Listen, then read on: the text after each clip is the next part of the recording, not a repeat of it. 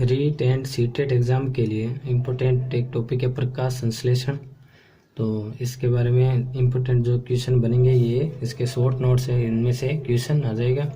तो प्रकाश संश्लेषण देखो क्या है, इसमें 6 CO2 प्लस 12 H2O, ये H2 होता है जल का अणु, CO2 गैस, ये मिलकर प्रकाश और पर्णहरित की उपस्थिति में क्या बनाते हैं, C6H12O6 कार्बोहाइड्रेट बनाते हैं, प्लस 6H2O जल बनता है, प्लस 6O2 6 ऑक्सीजन के अणु मुक्त होते हैं। ये और ये 6 ऑक्सीजन के अणु किससे मुक्त होते हैं, जल से मुक्त होते हैं, ये याद रखना है क्योंकि एग्जाम में क्वेश्चन यही आता है कि जो प्रकाश संश्लेषण की क्रिया में ऑक्सीजन गैस बनती है वो कहाँ से, CO2 से बनती है या H2O से बनती है। तो ये ध्यान रखना है, जल से मुक्त होती है, इसमें ऑक्सीजन गैस निकलती है। ये 6 जल के अणु हैं और ये कार्बोहाइड्रेट का अणु है।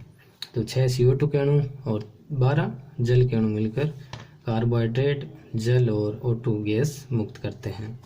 तो इस क्रिया में ऊर्जा संचय ATP एडिनोसिन ट्राइफॉस्फेट, ATP का पूरा नाम एग्जाम में पूछ सकते हैं, ATP का पूरा नाम एडिनोसिन ट्राइफॉस्फेट।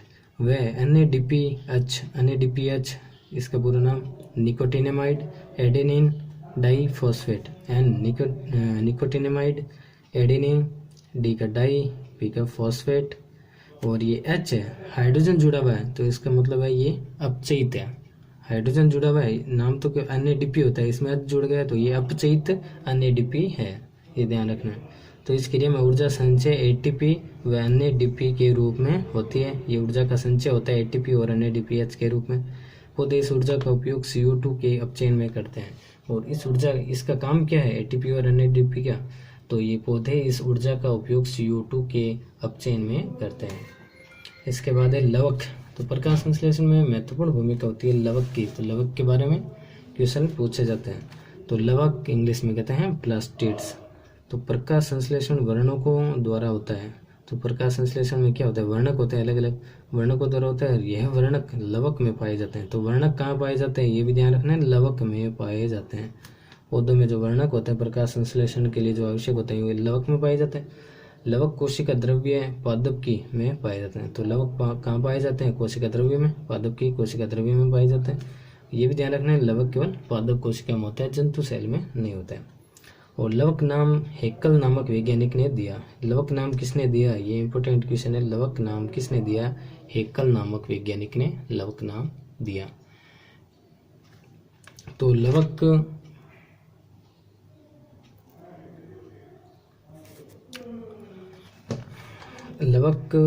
कवक प्रोकैरियोट्स जैसे जीवाणु तथा नीले हरे शैवाल में नहीं पाए जाते हैं। लवक किसमें नहीं होते, कवक में। प्रोकैरियोट्स जैसे जीवाणु तथा नीले हरे शैवाल में नहीं पाए जाते हैं। हरित लवक, इसके बाद में लवक में आता है हरित लवक। तो हरित लवक हरे रंग के लवक होते हैं। हरित लवक क्या है, हरे रंग के लवक। इनका हरा रंग, इनमें पाए जाने वाले वर्णक पर्णहरित क्लोरोफिल के कारण होता है, ये ध्यान रखना है। हरित लवक हरे रंग के होते हैं और इनका हरा रंग, इसमें कौन सा वर्णक पाया जाता है, तो इसमें वर्णक होता है पर्णहरित, ये ध्यान रखना है। पर्णहरित के कारण इनका हरा रंग होता है, पर्णहरित या क्लोरोफिल कहते हैं। पौधों तथा पत्तियों का हरा रंग इन्हीं के कारण होता है। तो पौधों और पत्तियों का हरा रंग किसके कारण होता है ये पूछे तो पर्णहरित क्लोरोफिल के कारण होता है, ये ध्यान रखना है। किस में पाया जाता है, हरित लवक में पाया जाता है, ये ध्यान रखना है। क्वेश्चन ऐसा नहीं है हरा रंग हरित लवक के कारण होता है, हरा रंग पर्णहरित क्लोरोफिल, इंग्लिश में कहते हैं क्लोरोफिल के कारण होता है।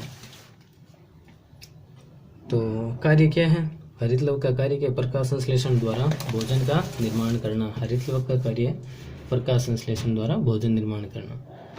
फिर हरित लवक में 2 क्षेत्र होते हैं, स्ट्रोमा, पहला है स्ट्रोमा, इसमें प्रोटीन संश्लेषण के लिए राइबोसोम पाए जाते हैं। तो स्ट्रोमा में क्या होता है, स्ट्रोमा में इसमें प्रोटीन संश्लेषण के लिए राइबोसोम पाए जाते हैं, ये ध्यान रखना है। स्ट्रोमा में क्या होता है, प्रोटीन संश्लेषण के लिए राइबोसोम पाए जाते हैं। यहाँ प्रकाश संश्लेषण की अप्रकाशिक अभिक्रिया होती है। क्वेश्चन आएगा रीट में या अन्य एग्जाम में, प्रकाश संश्लेषण की अप्रकाशिक अभिक्रिया कहाँ संपन्न होती है, ये ध्यान रखना है। तो प्रकाश संश्लेषण की अप्रकाशिक अभिक्रिया स्ट्रोमा भाग में संपन्न होती है। दूसरा है ग्रेना भाग, यहाँ प्रकाश संश्लेषण की प्रकाशिक अभिक्रिया होती है, ये ध्यान रखना। प्रकाश संश्लेषण की प्रकाशिक अभिक्रिया कहाँ संपन्न होती है, तो हरित लवक के ग्रेना भाग में। तो प्रत्येक हरित लवक में 40 से 60 ग्रेना पाए जाते हैं, ये भी ध्यान रखना है। हरित लवक में 40 से 60 ग्रेना पाए जाते हैं। ग्रेनम क्षेत्र में सिक्कों के ढेर की भांति पट्टिकाएं होते हैं, ये ध्यान रखना है। ग्रेनम क्षेत्र में सिक्कों के ढेर की भांति जो संरचनाएं होते हैं उन्हें क्या कहते हैं, थाइलेकोइड कहा जाता है। तो थाइलेकोइड्स किसे कहते हैं, ग्रेनम क्षेत्र में सिक्कों के ढेर की भांति पट्टिकाएं होती हैं, इन्हें थाइलेकोइड कहते हैं। फिर हरित लवक में 4 प्रकार के वर्णक, उच्च पौधों के जो हरित लवक में है वो 4 प्रकार के वर्णक पाए जाते हैं। हरा वर्णक क्लोरोफिल ए और दूसरा भी हरा वर्णक क्लोरोफिल बी। तो 2 तो हरा है, हरा वर्णक क्लोरोफिल ए, हरा वर्णक क्लोरोफिल बी। और नारंगी वर्णक केरोटीन, नारंगी वर्णक का नाम क्या है, ध्यान रखना है, केरोटीन। नारंगी वर्णक गाजर में होता है जो वर्णक। और पीला वर्णक कौन सा होता है, जंथोफिल पीला वर्णक होता है। तो ये था प्रकाश संश्लेषण। इसके बाद है प्रकाश संश्लेषण की क्रियाविधि। तो प्रकाश संश्लेषण की क्रियाविधि, इसमें प्रकाशिक अभिक्रिया 2 चरण है इसके प्रकाश संश्लेषण क्रियाविधि के, प्रकाशिक अभिक्रिया और अप्रकाशिक अभिक्रिया। प्रकाशिक अभिक्रिया देखिए तो प्रकाशिक इसमें सूर्य की विकिरण ऊर्जा का रासायनिक ऊर्जा में परिवर्तन होता है। तो प्रकाशिक अभिक्रिया में क्या होता है, इसमें प्रकाशिक है यानी कि इसमें प्रकाश, सूर्य के प्रकाश का उपयोग होता है। तो इसमें सूर्य की विकिरण ऊर्जा का रासायनिक ऊर्जा में परिवर्तन होता है। सूर्य की जो विकिरण ऊर्जा है उसको रासायनिक ऊर्जा में बदला जाता है। इसमें निम्न क्रियाएं होती है, ये जो क्रियाएं हैं वो एग्जाम में इम्पोर्टेंट है, यहाँ से क्वेश्चन बनेगा। निश्चित तरंगदैर्ध्य के प्रकाश का पर्णहरित द्वारा अवशोषण, सबसे पहली क्रिया कि निश्चित तरंगदैर्ध्य के प्रकाश का वो पर्णहरित क्या है, अवशोषण करता है। दूसरा पर्णहरित का उत्तेजन, पर्णहरित से उत्तेजित या क्रियाशील होता है। जल का प्रकाशिक अपघटन, तो जल का प्रकाशिक अपघटन प्रकाशिक अभिक्रिया में होता है, ये ध्यान रखना। ऑक्सीजन का निकलना भी प्रकाशिक अभिक्रिया में होता है। एटीपी व NADPH का निर्माण प्रकाशिक अभिक्रिया में हो जाता है, ये इम्पोर्टेंट है, ये यहाँ से क्वेश्चन बन जाएगा, याद रखना। इसके बाद अप्रकाशिक अभिक्रिया, तो अप्रकाशिक यानी जिसमें प्रकाश की आवश्यकता नहीं होती है, अप्रकाशिक अभिक्रिया, इस क्रिया में संश्लेषण होता है, ये ध्यान रखें। इस क्रिया में क्या होता है, संश्लेषण होता है।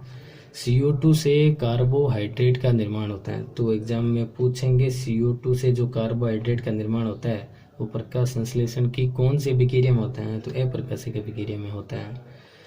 फिर ये नोट, सर्वप्रथम CO2 का स्थिरीकरण एवं अपचयन होता है जिससे प्रथम उत्पाद PGA का पूरा नाम पूछ सकते हैं, फॉस्फोग्लिसरिक अम्ल। ये कितने कार्बन वाला है, 3 कार्बन वाला बनता है, ये ध्यान रखना है। सर्वप्रथम CO2 का स्थिरीकरण एवं अपचयन होता है जिससे प्रथम उत्पाद PGA फॉस्फोग्लिसरिक अम्ल 3 कार्बन वाला बनता है, ये पूरा नाम ध्यान रखना। PGA का पूरा नाम फॉस्फोग्लिसरिक अम्ल। अतः इसे C3 चक्र कहते हैं, क्यों कहते हैं, क्योंकि ये 3 कार्बन वाला है, तो C3 चक्र कहते हैं, या इसे केल्विन चक्र, C3 चक्र को केल्विन चक्र भी कहते हैं। तो ये था प्रकाश संश्लेषण। तो इसमें से इतने नोट्स में से क्वेश्चन आ जाएगा। तो thank you for watching video and subscribe my channel.